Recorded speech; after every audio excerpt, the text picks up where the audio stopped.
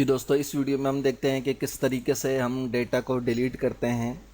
इसमें यह सीखेंगे कि कर्सर को मैं यहाँ रखूँगा। अब मैं चाहता हूँ कि ये कोऑर्डिनेटेड जो लफ्ज़ है, डॉक्यूमेंट जो लफ्ज़ है, ये डिलीट हो जाए, तो बैक स्पेस में इस्तेमाल करूँगा।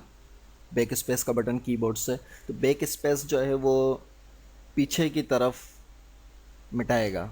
ठीक है, एक डिलीट का बटन है, ये भी रिमूव का काम करता है। बैक स्पेस का भी बटन रिमूव का काम करता है। जब मैं बैक स्पेस में प्रेस करूँगा तो ये पीछे की तरफ से मिटाएगा, देखिए। ठीक, और अगर मैं इसी के साथ डिलीट का बटन प्रेस करूँ तो ये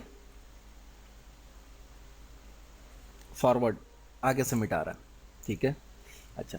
अब अगर मैं ये करूँ कि एक एक अल्फ़ाबेट मिटाऊँ तो मुझे सुबह हो जाएगी, काम में देर होगी। तो अब मैं चाहता हूँ कि मैं जल्दी जल्दी मिटाऊँ, तो मैं कंट्रोल प्रेस करके बैक स्पेस प्रेस करूँगा। तो अब देखें, पहले सिर्फ बैक स्पेस प्रेस करने से वो अल्फ़ाबेट मिटा रहा था, अब कंट्रोल बैक स्पेस से ये वर्ड मिटाएगा। डॉक्यूमेंट मिटाया, योर, कीप, हेल्प, आल्सो। इसी तरह कंट्रोल के साथ डिलीट प्रेस करूँगा तो आगे से वर्ड मिटाएगा, अल्फ़ाबेट नहीं। Coordinate when you click design.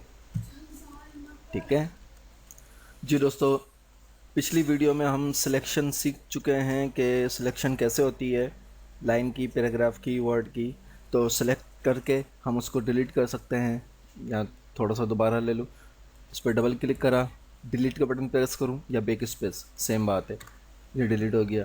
पूरा पैराग्राफ डिलीट करना चाह रहा हूँ, 3 दफ़ा क्लिक करा, डिलीट, डिलीट हो गया। यहाँ से लेके यहाँ तक का मैं चाह रहा हूँ डिलीट, माउस के ज़रिए इसको सिलेक्ट करा, डिलीट करा। सिलेक्शन का मकसद ये होता है, सिलेक्ट करके हम उसको डिलीट, कॉपी, पेस्ट कर सकते हैं, कॉपी या कट कर सकते हैं। और इसी तरह कंट्रोल के बटन से इसको सिलेक्ट करा, डिलीट कर सकता हूँ, शिफ्ट के ज़रिए, कंट्रोल के ज़रिए।